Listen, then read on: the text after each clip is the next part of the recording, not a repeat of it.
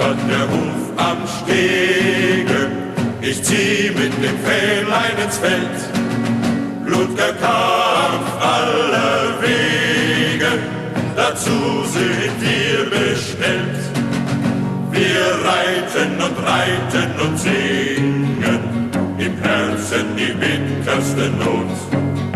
Die Sehnsucht will uns bezwingen, doch wir reiten die Sehnsucht tot. Dörfer und Städte flogen vorüber an unserem Blick.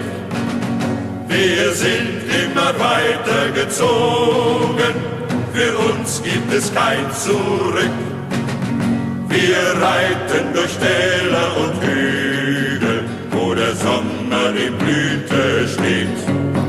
Es herrschen Zaun, Zeug und Zügel, der Wimpel hoch über uns weht.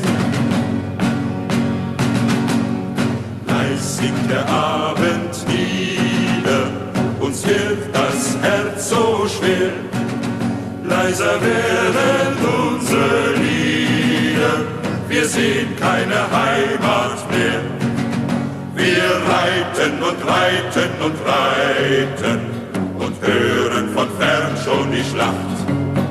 Erlass uns stark sein im Streiten, dann sei unser Leben vollbracht.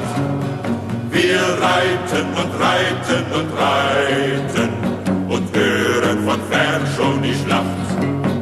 Erlass uns stark sein im Streiten, dann sei unser Leben vollbracht.